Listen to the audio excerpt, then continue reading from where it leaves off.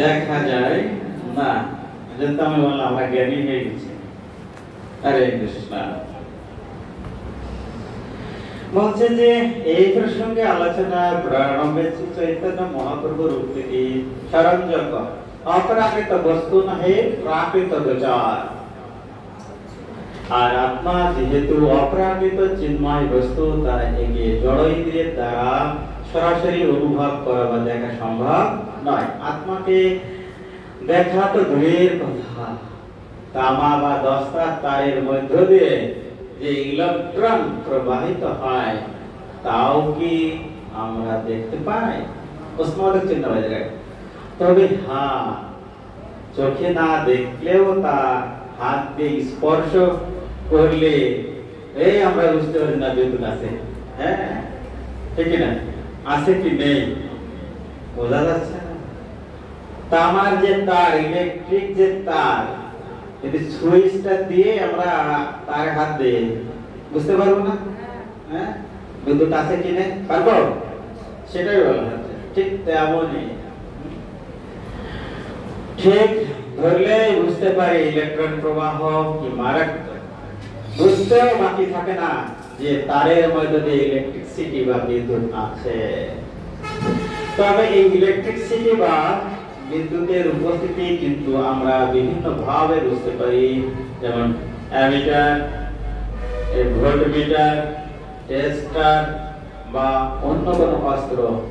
আবার বাতি জ্বলছে, পাখা ঘুরছে, তা দেখেও বোঝা যায় যে বিদ্যুৎ আছে। এমন হতে পারে যে ইলেকট্রিক ইঞ্জিনিয়ারের কোন ছাত্র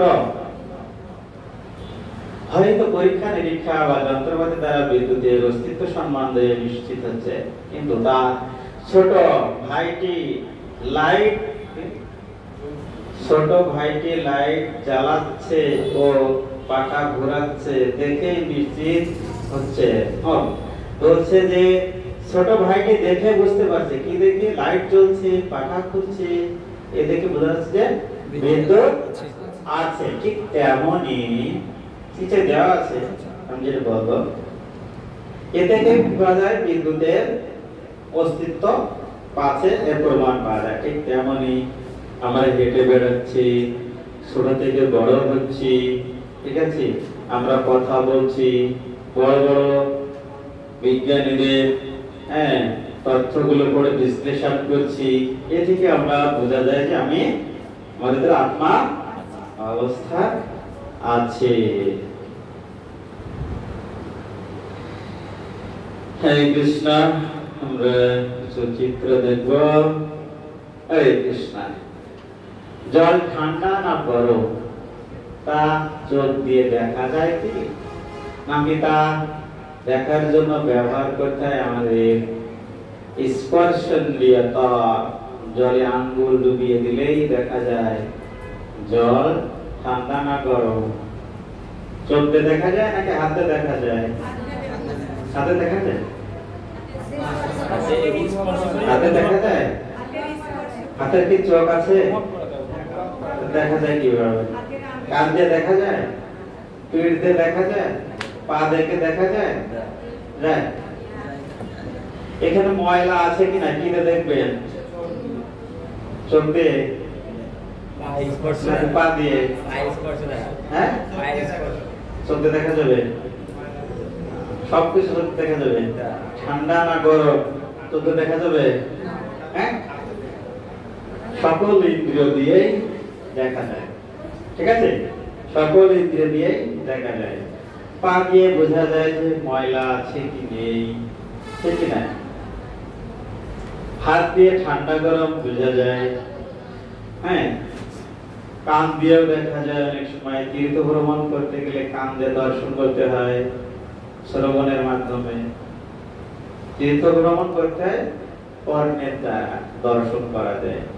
নিজের চোখে কিছু দেখা যায় না, শুধু দেখা যায় এটা তাল গাছ। তাল গাছ, এই তাল গাছ না, এটা বিশেষজ্ঞ বা যে জানে তার কাছ থেকে শ্রবণ করে আমরা বুঝতে পারি এটাই, ঠিক না? এটা আমি দেখছি সুপারি গাছ। সুপারি গাছ তাহলে কি করতে হবে? কান দিয়ে দর্শন করতে হবে। যদি এই বিষয়ে জানে তার কাছে শ্রবণের মাধ্যমে প্রকৃতভাবে দর্শন করা সম্ভব। তীর্থস্থান বা যে জায়গায় আশ্চর্যজনক কোনো বস্তু দর্শন করতে গেলে কর্ণ দ্বারা দর্শন করতে হয়। আধা ঘন্টা বা 1 ঘন্টা আগে একটা অ্যাক্সিডেন্ট হয়ে গেছে, আমি আধা ঘন্টা পরে সেখানে উপস্থিত হলাম, অ্যাক্সিডেন্ট দেখতে পারলাম। কিভাবে দেখবো? কর্ণের দ্বারা। কানে দেখা যায়, বুঝাতে পেরেছি আমি? বুঝাতে পেরেছি? কান দিয়ে দেখা যায়। কি বুঝালাম? আমরা কি বীজগণিত অঙ্ক করিব, কোন সূত্র পড়বে? কান দিয়ে দেখা যায়। উদাহরণ দিলাম না, আধা ঘন্টা বা 1 ঘন্টা আগে অ্যাক্সিডেন্ট হয়েছে, আমি শুনেছি, সেখানে উপস্থিত হয়েছি, ঠিক আছে? তা আমি কি তখন কি দেখতে পাচ্ছি চোখ দিয়ে দেখছি এটা কেমন হয়েছে? না। আশেপাশে যারা আছে, ওখানে যারা ঘটনাস্থলে ছিল, তাদের দ্বারাই আমি কানে শ্রবণ করে দেখতে পাচ্ছি যে না, এটা এরকম ঘটেছে, ঠিক আছে? বুঝতে পেরেছে? কান দিয়ে দর্শন হয়, হাত দিয়ে দেখা যায়, পা দিয়ে দেখা যায়, ঠিক না? আরে বল, আগে জানতাম না, আজকে শুনলাম, তাই এখন ভালো বুঝিনি, ঠিক না? হ্যাঁ, বুঝি। আমার পিঠে এখানে কি যেন ফোট হয়েছে, কিভাবে দেখবো? হাত দিয়ে দেখবো না চোখ দিয়ে দেখবো? হাতে দেখা যায়, তাহলে এবার যায়। চা গরম কি ঠান্ডা কিভাবে দেখবো? চোখ দিয়ে, জিহ্বা দিয়ে বা হাত দিয়ে, ঠিক না? হ্যাঁ, দেখা যায় হাত দিয়ে। আজকে প্রথম জিনিস জানলাম, যদি কেউ গোলাপ ফুল অথবা কোন পারফিউমের সুগন্ধ দেখতে চায়, চোখ দিয়ে দেখা যাবে? কি দিয়ে? নাক দিয়ে দেখা যায়? যায়। ঠিক আছে, ভালো বলো। অন্য একদিন রান্না হয়েছে, 2 দিন হয়ে গেছে, ভালো আছে কিনা কিভাবে দেখবো? হ্যাঁ, খেয়ে দেখো, খেয়ে দেখো অন্য ভালো আছে কি? হ্যাঁ, গান দিয়ে পরিবার। আর যদি খেয়ে দেখি তাহলে কি হবে? তারপরে কি বলছে প্রভুপাদ? আহার যে স্বাদ কে না বোঝে, কিন্তু তা কি চোখ দিয়ে দেখা যায় না, তা দেখতে হয় জিহ্বা দিয়ে। একটু আগে বললাম, ধরুন কোন একটি গান শুনে আপনার খুব ভালো লেগেছে, তা গানটি গায়কের নাম জানতে চাইছেন, বন্ধুর কাছে বন্ধু দেখে তা গানটি কার গাওয়া, তখন আপনার বন্ধু তা কি দিয়ে শোনাবেন? কি দিয়ে শোনাবেন? কান দিয়ে, ঠিক না? গানটা অন্তত শুনতে মধুর, হ্যাঁ, তাকে শুনতে দেয়, এটা কেন? কান দিয়ে দেয়, তাই না? এই জগতে প্রত্যেকেরই মা আছে, আছে? মা যেটা আছে, বাবা তো থাকবে নাকি?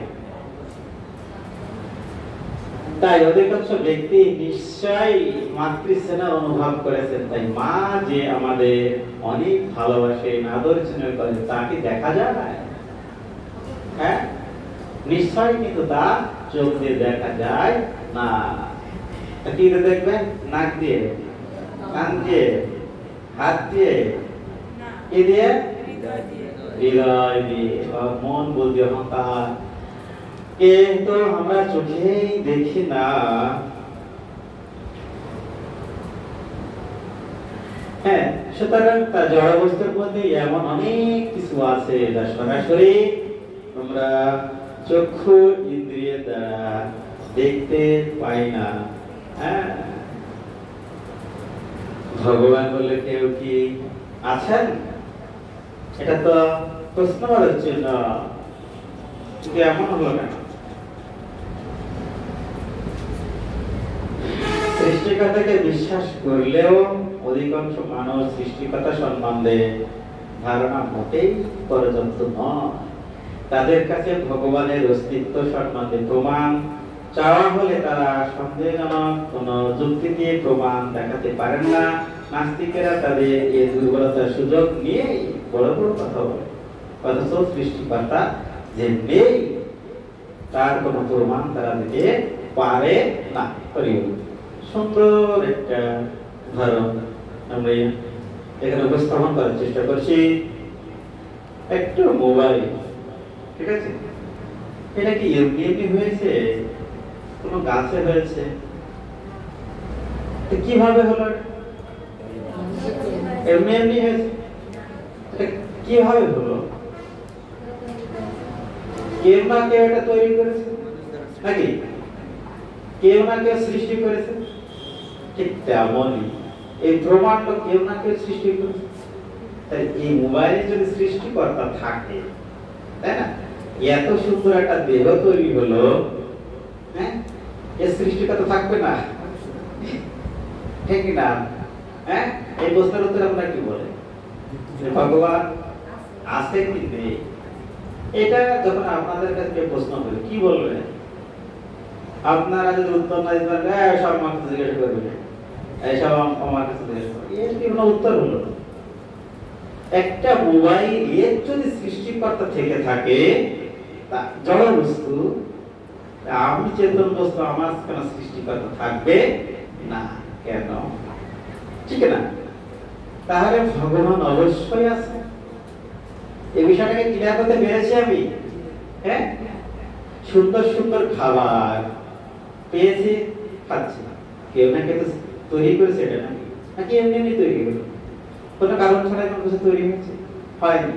তাই খাবারের সৃষ্টিকর্তা আছে, যে সৃষ্টি করেছে, যে তৈরি করেছে, সে সৃষ্টিকর্তা। তাহলে মোবাইলের সৃষ্টিকর্তা আর আমার সৃষ্টিকর্তা থাকবে না, এ মেনে নিয়ে সম্ভব? তাহলে কি ভগবান আছে? উত্তর দিতে পারবে অন্য কাউকে? যতক্ষণ না পর্যন্ত আমরা আরেকজনকে বোঝাতে না পারছি, ততক্ষণ পর্যন্ত আমাদের জানা সফল নয় বা হচ্ছে পূর্ণ নয়। ক্লিয়ার? হরে কৃষ্ণ। তাহলে এই বিষয়টা ক্লিয়ার। সৃষ্টিকর্তা আপনা আপনি তৈরি হয়েছে। সৃষ্টি শব্দটি বলার সাথে সাথে তো স্রষ্টাকে স্বীকার করা এ পড়া হয়ে গেছে। 1 মিনিট একটা উদাহরণ আমরা চলে যাব কি সজ্ঞাত উপলব্ধি। যদি বলা হয় আমরা জামাটিকে, আমার জামাটি কেউ তৈরি করেনি, আমরা যা বললাম সেটাই, ঠিক আছে? মোবাইল কেউ তৈরি করেনি, সম্ভব? সম্ভব নয়। বলা যে কর্তা নেই, মানে যেটা বললাম, যদি কেউ বলে যে কর্তা নেই, এটা সব মিথ্যা, ঠিক না? তাহলে যে জিনিস আছে তার সৃষ্টিকর্তা অবশ্যই আছে।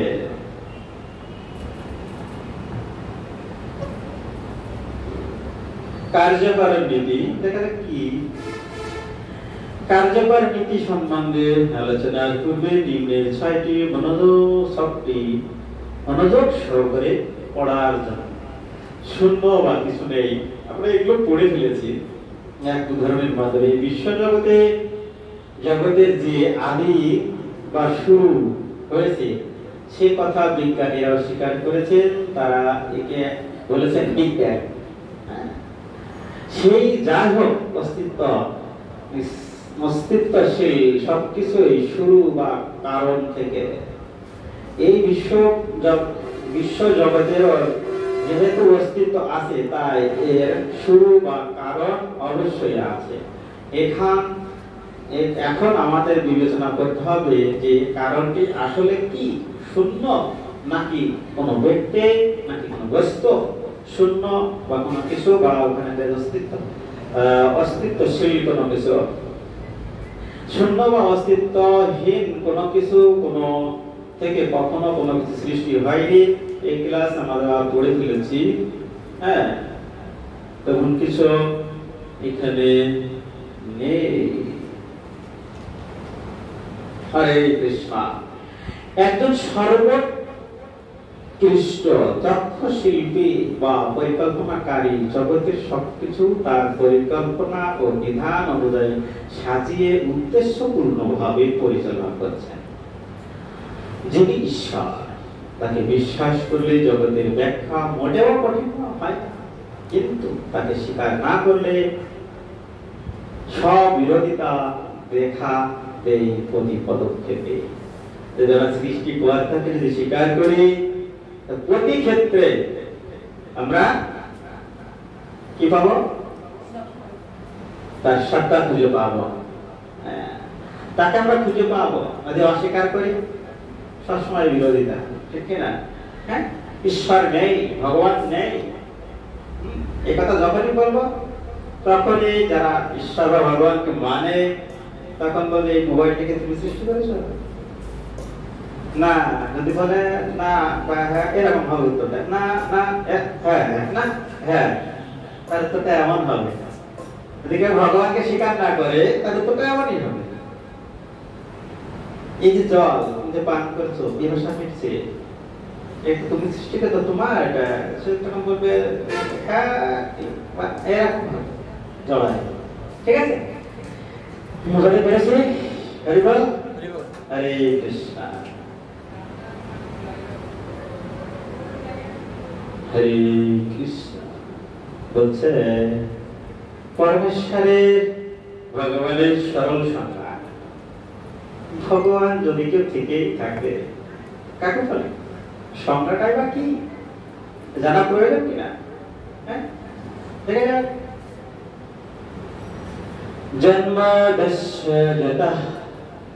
বলছে যার থেকে সমস্ত কিছু প্রকাশিত, যিনি সবকিছুর উৎস ও কারণ, তিনি হচ্ছে পরমেশ্বর ভগবান।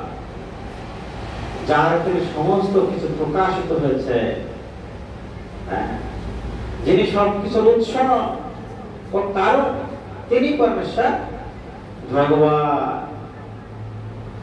ঠিক আছে, কারণ ব্যতীত কোনো কিছু সৃষ্টি হয়নি, সবকিছুর কারণ আছে। যেমন আমরা এখানে আসছি, কোনো না কোনো কারণে তো আসছে। কি কারণ আছে? ভগবানকে জানার, এটা কারণ। এই ব্রহ্মাণ্ডটা সৃষ্টির কোনো না কোনো কারণ, সেই কারণটা হ্যাঁ বলা হচ্ছে যে যা কিছু হয় সবই কার্য, যা দিয়ে কার্য হয় তা শক্তি। যিনি কার্য করেন তিনি হচ্ছে কারণ, আর কারণ মাত্রই শক্তিমান, শক্তির আধার। যার পূর্বে কোনো কিছু কোনো কারণ নেই, তিনি পরম কারণ। যার পূর্বে কোনো কারণ নেই, তিনি পরম কারণ, সমগ্র শক্তির আধার, তিনি সর্বশক্তিমান। তিনি ছাড়া বাকি সব হলো তার শক্তি, শক্তির কার্য। শক্তিমান ভগবান শ্রীকৃষ্ণের অনন্ত শক্তির মধ্যে তিন প্রধান শক্তি হলো চিৎ শক্তি, তটস্থ বা জীব শক্তি, আর অচিত বা জড় বা মায়া শক্তি। ঠিক আছে, তাহলে চিৎ শক্তি চিন্ময় ধামে, তটস্থ বা জীব শক্তি জড় জগতে বা জড় মায়া এটা শক্তি। নিখিল বিশ্ব ব্রহ্মাণ্ডে জীব ও জড়া প্রকৃতির, প্রকৃতি বা অপ্রাকৃত সবকিছু তার শক্তি ও শক্তি কাজে নির্বিশেষ ব্রহ্মের উৎস তিনি, একমাত্র তিনি। হরে কৃষ্ণ।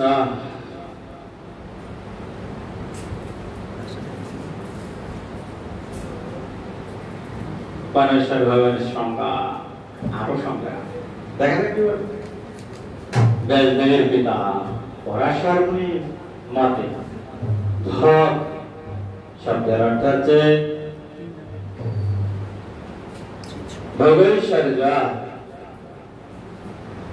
আর বান শব্দের অর্থ হচ্ছে অধিকারী, সমন্বিত অধিকারী, অর্থাৎ অধিকারী জীবী, জ্ঞানবান, ধন আছে যার, ধনবান।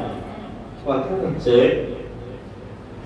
যার ধন আছে তাকে বলা হয় ধনবান, আর যার শক্তি আছে শক্তিমান। ঠিক আছে? যার রূপ আছে রূপবান বা রূপবতী, যা বান শব্দের পূর্ণ, যার পূর্ণ রূপে যে বিষয়টি আছে তার সাথে শক্তিমান। ঠিক আছে? এরকম এইরকম ভাবে যার মধ্যে সমগ্র ঐশ্বর্য, সমগ্র বীর্য মানে শক্তি, যেটা সমগ্র যশ, সমগ্র চিৎ, সমগ্র জ্ঞান, সমগ্র বৈরাগ্য, এই ষড়ৈশ্বর্য পূর্ণ রূপে যিনি বর্তমান, তিনি আছে ভগবান, তিনি আছে ভগবান। এই ছয়টি যার মধ্যে পূর্ণ রূপে আছে তিনি আছে ভগবান। দেখা যায় সমগ্র ঐশ্বর্য আমাদের আছে, কারোর আছে, যার ঐশ্বর্য আছে তার শক্তি নেই, যার শ্রী আছে তার ঐশ্বর্য নেই, যার শ্রী আছে যশ নেই, বা শক্তি আছে ঐশ্বর্য নেই, জ্ঞান আছে শ্রী নেই, শ্রী আছে জ্ঞান নেই, বা দুটো যদি থাকে যশ নেই, বৈরাগ্য থাকলে ঐশ্বর্য নেই। বৈরাগ্য মানে কি সবকিছু এক, তাহলে তার ঐশ্বর্য থাকে। তাহলে এরকম ভাবে আমরা পরিপূর্ণ নই।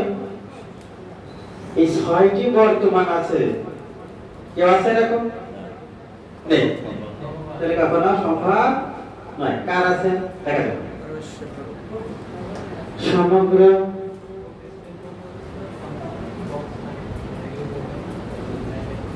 সমগ্র ঐশ্বর্য কার আছে? আমরা কাঁদে কার? ভগবান। আমাদের ঐশ্বর্য আছে কার? ভগবান। আমাকে সমগ্র শক্তি, হ্যাঁ, সূর্যের যে শক্তি কার? ভগবান। আমার কি আমরা বলতে পারলাম কিছুই নেই। বৈরাগ্য মানে কি ভগবান এসে বেশি কি করেছে, সূর্যের আলো আমাদের দিচ্ছে, এটা এরকম অনেক আছে। এখন তাহলে আমরা এটা ক্লিয়ার।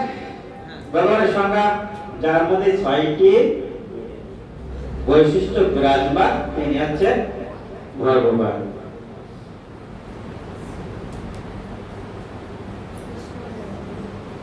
হরে কৃষ্ণ।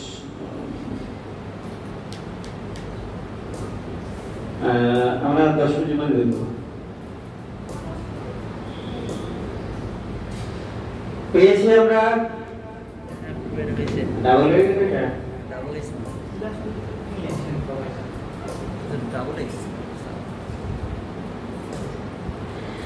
শ্রীকৃষ্ণ ভগবান তার শাস্ত্রের প্রমাণ একটু দেখব। কি বলে? কি বলছে ভগবান গীতায়? শ্রীকৃষ্ণ স্বয়ং নিজের পরমেশ্বরত্ব সম্পর্কে বলেছেন, আমি জড় ও চেতন জগতের সবকিছুর উৎস, সবকিছু আমার থেকে প্রবর্তিত।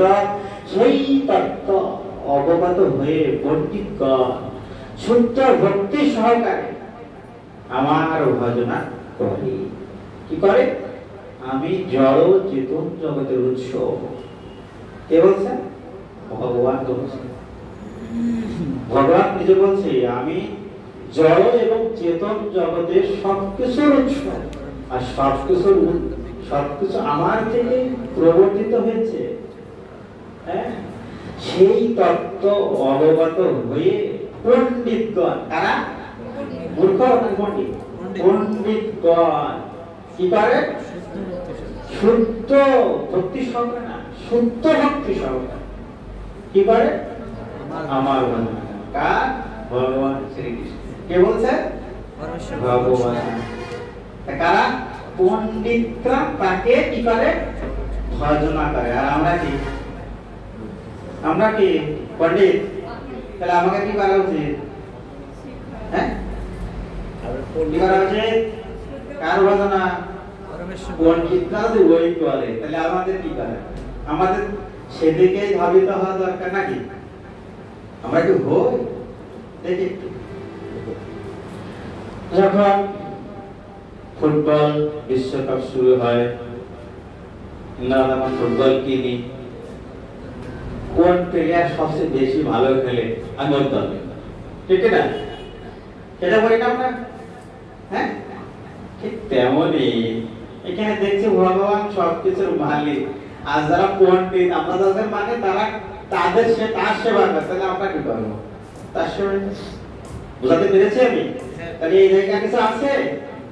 ঈশ্বর প্রভা কৃষ্ণ সচ্চিদানন্দ বিগ্রহ অনাদি আদি গোবিন্দ সর্ব কারণ কারণম। ঈশ্বর প্রভা কৃষ্ণ সচ্চিদানন্দ বিগ্রহ অনাদি আদি গোবিন্দ সর্ব কারণ কারণম। ঠিক আছে, কি বলছেন? সব কিছুর কারণ আছে, কারণ ছাড়া কোনো কিছু সৃষ্টি হয়নি। তো সব সর্ব কারণের কারণে ভগবান শ্রীকৃষ্ণ, ঈশ্বর, পরমেশ্বর কৃষ্ণ সচ্চিদানন্দ বিগ্রহ, তিনি আছে আনন্দের বিগ্রহ। অনাদির আদি, অনাদি মানে যার আদি আছে তারও আদি নেই, মানে নেই, অনাদি মানে যার আদির আদি নেই, সেই গোবিন্দ সর্ব কারণ, সব রকমের কারণের কারণ। বোঝাতে পেরেছি? হরে কৃষ্ণ। শ্রীকৃষ্ণই পরমেশ্বর ভগবান, যিনি সচ্চিদানন্দময় অনাদি আদি গোবিন্দ এবং সর্ব কারণের পরম কারণ। যেহেতু তার কোনো কারণ নেই, তিনি সব কিছুর কারণ, যেটা বললাম। হরে কৃষ্ণ।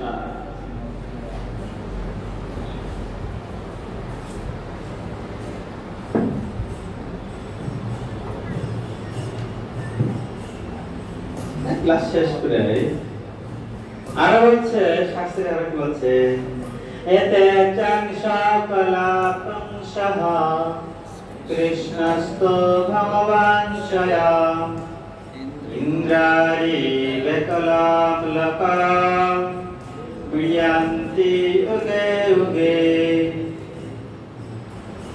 এতে চাং সকলাপংসহ কৃষ্ণস্ত ভগবান স্বয়ং ইন্দ্রারি বেকলাম লোকাম বিয়ান্তি উগে উগে।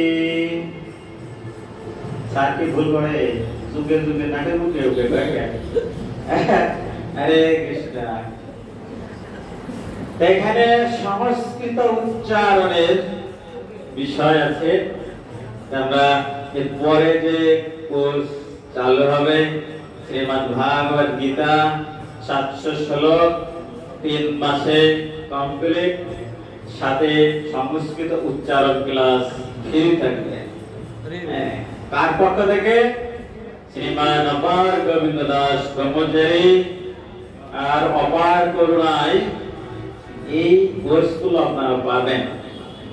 সামান্য টাকার মায়া না করে যদি কিছু গ্রহণ করা যায়, কোর্স ফি থাকবে 1200 টাকা, ছাত্রছাত্রীদের জন্য থাকবে 1000 টাকা। প্রথমে 400 টাকা দিয়ে রেজিস্ট্রেশন করতে হবে, তারপরে আস্তে আস্তে দিলেই হয়ে যাবে।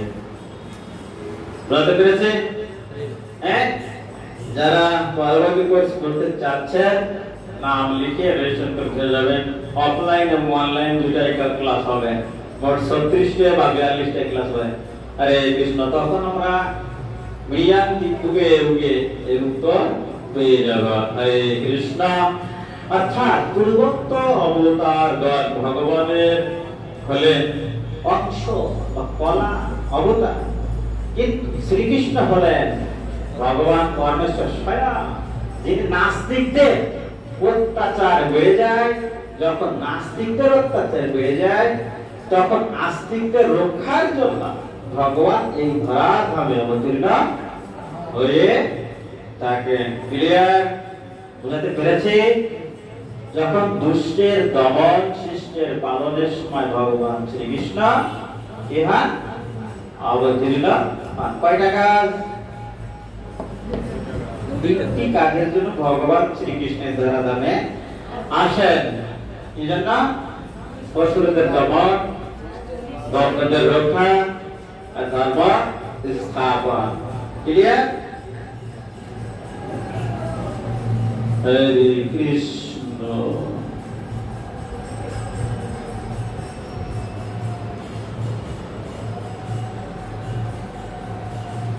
সমগ্র ঐশ্বর্যের অধিকারী কথাটি দ্বারা ভগবানকে ক্ষমতাকে বোঝানো হয়েছে। পরমেশ্বর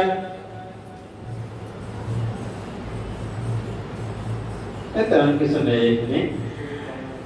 বলা আছে এখানে ঐশ্বর্য কথাটির অর্থ আছে ভগবান ওই বা বশীকরণ ক্ষমতাকে বোঝানো হয়েছে। পরমেশ্বর ভগবান শ্রীকৃষ্ণের মধ্যে সমস্ত ঐশ্বর্য বা বশীকরণ ক্ষমতা বর্তমান, তাকে সকলেই বশ, সকলে তার বশ, সকলে তার অধীন, সকলে তার বশ, কিন্তু তিনি কারো বশে নন। ভগবান শ্রীকৃষ্ণকে বলা হয় সর্বাকর্ষক। ঠিক আছে? সর্বাকর্ষক, সকলকে আকর্ষণ করে আছেন ভগবান। ভগবানকে সবাই আকর্ষণ করে আছে, আমরা আকর্ষণ করি, ভগবান কাউকে আকর্ষণ করে নেই। ঠিক আছে? তার ভয়ে বায়ু প্রবাহিত হয়, সূর্য উদিত হয়, অগ্নি, ইন্দ্রিয়, কাল প্রভৃতি তার ভয়ে ভীত হয়ে নিজ নিজ কার্যে ধাবিত হয়ে থাকে। কোথায় আছে? কঠোপনিষদে। তার শাসনে সূর্য, চন্দ্র, গ্রহ, নক্ষত্র আপন আপন পথে অবস্থান করে চলেছে। তার নাম, রূপ, গুণ, কার্য, লীলা, বসন, ভূষণ, পরিবার ও ধাম সবই মায়াতীত, অপ্রাকৃত, শুদ্ধ, সত্যময় এবং অশেষ কল্যাণ যুক্ত ও চিদানন্দময়। হরে কৃষ্ণ। বোঝা গেল?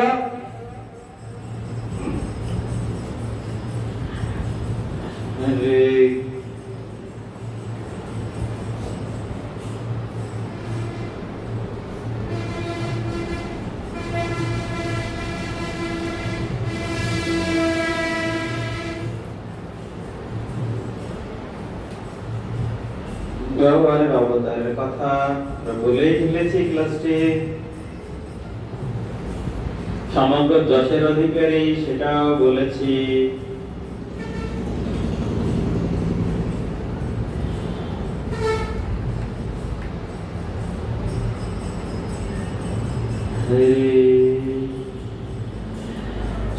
শ্রীকৃষ্ণ সম শ্রী সৌন্দর্যের আধার সেটাও বলে ফেলেছি।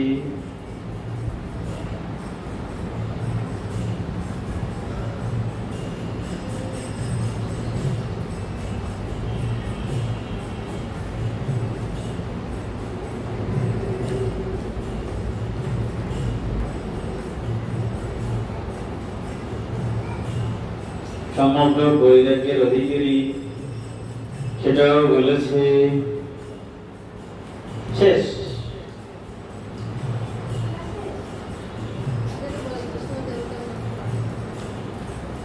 সাধারণত বা উক্ত ঐশ্বর্যগুলো একটু সামান্য পরিমাণে লাভ করলে বলেছি, এগুলো তো আছে। এগুলো ভগবান শ্রীকৃষ্ণের সাথে দেবীগণের সম্বন্ধ বা পার্থক্য আমরা একটু দেখব। ঠিক আছে? দেবদেবীগণ জগৎ পরিচালনার জন্য বিভিন্ন দায়িত্বে রত। ভগবান তার দৈবী শক্তি প্রাপ্ত জীব মাত্র। ভগবানের কাছে শক্তি তারা প্রাপ্ত হয়েছে। কি হয়েছে? ভগবানের কাছ থেকে প্রাপ্ত হয়েছে। এর আগে কি বলা হয়েছে? তার ভগবানের ভয়ে ভীত হয়ে তারা নিজ নিজ দায়িত্বে থেকে তারা পালন করছেন। যেমন সূর্যদেব ভগবান শ্রীকৃষ্ণের ভয়ে হৃদয়ে তিনি কি করছেন? আমাদেরকে কিরণ দান করছেন। ঠিক আছে? বলছেন যে শ্রীকৃষ্ণ সমগ্র চিন্ময় ও জড়জগতে সর্বময় কর্তা, পরমেশ্বর, অসমর্থ, তার সমান বা তার থেকে শ্রেষ্ঠ আর কেউ নেই। কৃষ্ণই একমাত্র ভগবান। দেব দেবী বহু, তাই প্রতিযোগী থাকে, বহু তাদের মধ্যে প্রতিযোগিতা থাকে। তাদের দেহ জড় এবং দেহ ও আত্মা শ্রীকৃষ্ণের মতো এক নয়, আলাদা। দেব দেবী ভগবান শ্রীকৃষ্ণ সম্পূর্ণ আলাদা। দেব দেবতা অনেক আছে, কিন্তু কৃষ্ণ একাই। পরমেশ্বর ভগবান শ্রীকৃষ্ণ এক এবং অদ্বিতীয়। তার দেহ ও আত্মা এক এবং সচ্চিদানন্দময়, আনন্দময় ভগবানের দেহ। বলছে দেব দেবীগণ ভগবান শ্রীকৃষ্ণের দেওয়া দায়িত্ব পালনের মাধ্যমে তার সন্তুষ্ট বিধান করে থাকেন। কি করে? ভগবান যে দায়িত্ব দিয়েছেন, সূর্যদেব, কালী, দুর্গা দেবী, শনিদেব, এই সমস্ত দেবতাদের যে দায়িত্ব দিয়েছেন ভগবান শ্রীকৃষ্ণ, সেই দায়িত্ব তার পালন করে ভগবান শ্রীকৃষ্ণকে সন্তুষ্ট করে দেবে। শ্রীকৃষ্ণ কোনো কর্তব্য নেই, না তার কার্যম, ভগবান কৃষ্ণের কাজ নেই। তিনি কোন কর্মের প্রতি আসক্ত নন, কর্মফল ভোগে বাধ্য নন। তবুও শুধু ভক্তদের আনন্দ ও শিক্ষাদানের জন্য তিনি বিচিত্র রকমের লীলা বিলাস করেন। এজন্যই তিনি লীলা পুরুষোত্তম। বুঝা গেল? ভগবান শ্রীকৃষ্ণের কোনো কাজ নেই, তারপরে তিনি ভক্তদের আনন্দ দেওয়ার জন্য বিভিন্ন লীলা বিলাস করেন। তাই ভগবান শ্রীকৃষ্ণকে বলা হয় লীলা পুরুষোত্তম। এর কবিগণ বিভিন্ন মন্ত্রী বা বৃক্ষের শাখা প্রশাখার তুলনা করা যায়। আমাদের যে দেশ বাংলাদেশ বিভিন্ন মন্ত্রী আছে, ঠিক তেমনই দেব দেবীদেরকে একটা মন্ত্রীর সাথে তুলনা করা হয়। আর মন্ত্রীদের প্রধানকে প্রধানমন্ত্রী। তাই সকলকে দেব দেবতাকে বলা হয় ঈশ্বর, আর ভগবানকে বলা হয় পরমেশ্বর। বুঝা গেল বিষয়? দেব দেবতার বিষয় ক্লিয়ার হবো? হরিবল ক্লিয়ার? দেব দেবতা কখনো ভগবানের সমান নয়।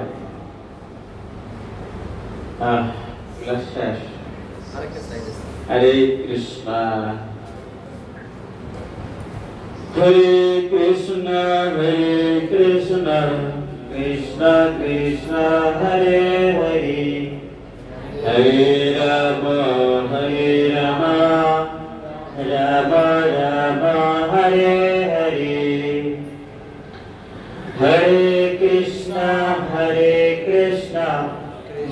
কৃষ্ণ কৃষ্ণ হরে হরে হরে রাম রাম রাম হরে হরে। জগন্নাথ বলদেব সুভদ্রা মহারানী কি জয়, জগৎগুরু শ্রী প্রভুপাদ কি জয়। আমরা এই যে কোর্স যাদের কৃপায় আমরা পাচ্ছি, একমাত্র তাদের কৃপায়। জগন্নাথ শ্রী প্রভুপাদ আর গুরু মহারাজের যে অধীনে তিনি সেবা করেছেন, আমাদের টেম্পল প্রেসিডেন্ট শ্রীমান অপার গোবিন্দ দাস ব্রহ্মচারী, তার অপার করুণায় আমরা সুন্দর সুন্দর কোর্সের আয়োজন করতে পারছি, আপনাদেরকে উপহার দিতে পারছি। ঠিক আছে? এর পরবর্তী যে কোর্সটি হবে Shrimad Bhagavad Gita short course diploma in Bhagavad Gita, 36টি ক্লাস সম্বলিত কোর্সটি চালু হবে। এখানে 3 জন শিক্ষক থাকবেন, নাম এখন অপ্রকাশিত, তখন বলবো। তারা পরিচালনা করবেন, আপনারা অনেক আনন্দ পাবেন। সাথে থাকছে কি থাকছে? সংস্কৃত উচ্চারণ ক্লাস শ্রীমান অপার গোবিন্দ দাস প্রভুর থেকে একদম ফ্রি। ঠিক আছে? সংস্কৃত উচ্চারণ ক্লাস থাকে একদম ফ্রি। আপনারা শ্রীমান অপার গোবিন্দ দাস প্রভুর অধীনে যে ক্লাসগুলো পাচ্ছেন, অপার করুণাময়, অন্য কিছু না। হরে কৃষ্ণ। সকলে চরণ ধন্যবাদ প্রণাম। বংশা কল্পতরু বৈশা কৃপা সিন্ধু পরিদান পাবন কৃষ্ণ।